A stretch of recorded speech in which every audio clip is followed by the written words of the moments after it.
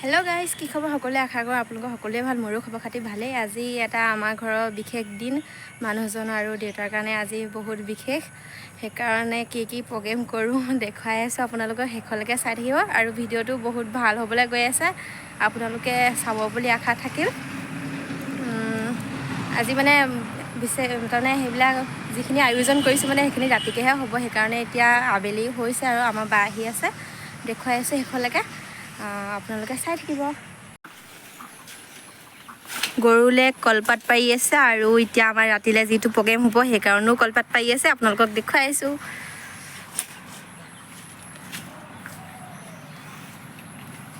কাঁচি যিখন কলপাত নেকাটেই।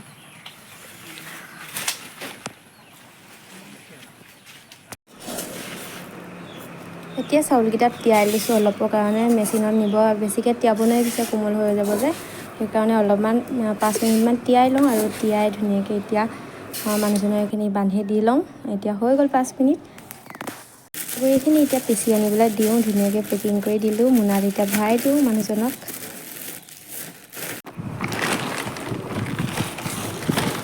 এয়া অথনিত দিয়া পিঠাগুড়িখিনি, চাউল যে দিছিলোঁ মেচিনত কুটাবলৈ, এয়া এতিয়া পিঠাগুড়ি আনিছে।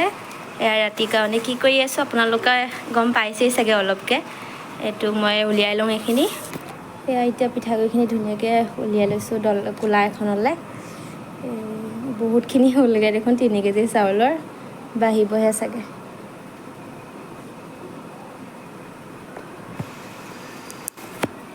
এইখিনি কলপাত ধুনীয়াকৈ কাটি ল'লোঁ আৰু এয়া আমি খাবলৈ ঘৰত কি কৰোঁ আপোনালোকক দেখুৱাই আছোঁ। আপোনালোকক কৈ দিছোঁ মানে কি, ভাদ মাহত ল'ৰা ছোৱালী জন্ম হ'লে হেনো ভদীয়া পিঠা খুৱাব লাগে। সেইকাৰণে মানে আমাৰ ঘৰত আজি নিয়ম কৰিছে, যিহেতু মানুহজন আৰু দেউতা মানে ভাদ মাহত জন্ম যিহেতু, সেইকাৰণে মানে আজি নিয়মটো কৰি দিওঁ আৰু ভাদ মাহ যাব হৈছে, সেইকাৰণে আজি পিঠাগুড়ি খুন্দি আনিলে মুঠীয়া পিঠা বনাম আৰু হাঁহ মাংস থাকিব। আপোনালোকে চাই থাকিব। আৰু আপোনালোকৰ ফালে কেনেকৈ পাতে মানে কমেণ্টত ক'ব। আমাৰ ফালে এনেকৈয়ে পাতে, আৰু কিছুমানে মানে মুঠীয়া পিঠা এনেকৈ দৈ গাখীৰ গুৰৰ সৈতেও খায়, আৰু আমি মানে মাংসৰ সৈতে খাব শুনো। মই ইমান ভাল নাপাওঁ, পিছে বোলো মানুহটোহঁতে খাই ভাল পায় যিহেতু, সেইকাৰণে বনাই দিম আৰু মানুহজন আৰু দেউতাই যিহেতু ভাল পায়। এতিয়া আমাৰ বাও আহি আছে, ৰাতিকৈ লাগি আছোঁ সকলো, আপোনালোকে চাই থাকিব।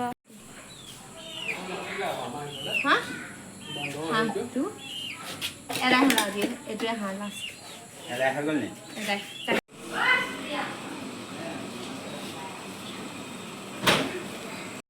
আমাৰ আলহীকেইজনী ইয়াত ধুনীয়াকৈ এতিয়া পঢ়ি আছে।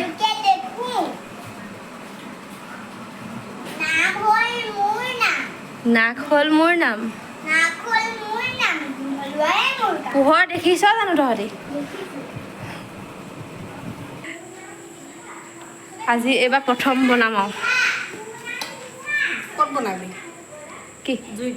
অঁ, জুইত মই গৰম পানী উঠাই দিওঁগৈ, কেৰাহীখন উঠাই দিওঁ। তই এইটো ইয়াত মঠ, ময়ো মঠিম বাৰু। দীঘলকেইটা আজি বনাই চাইছোঁ প্ৰথম।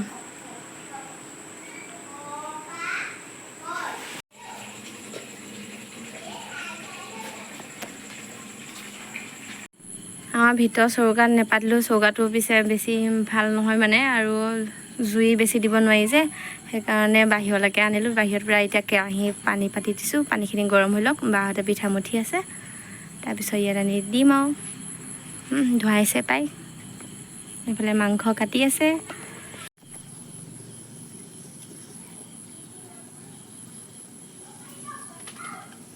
ফাৰ্ষ্ট টাইম আজি কৰিছোঁ দেই, প্ৰথম এইটো দি চাইছোঁ।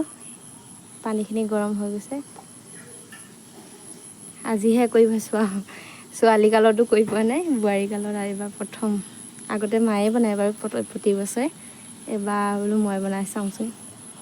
এতিয়া পেহীহঁতে পূৰা মঠি আছে, আৰু মই সেইটো কাৰণে ইয়াত এতিয়া দিবলৈ আনিছোঁ।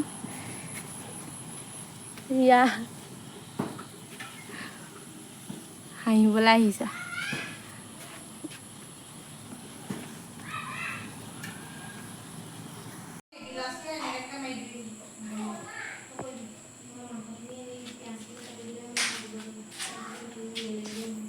হৈ গৈছে কি অৰিয়া, ক'লৈ গ'ল গিলাচটো? হয় এইটো যাওঁ এগিলাচ আনি পানী পচলা নাইকিয়াই হ'ল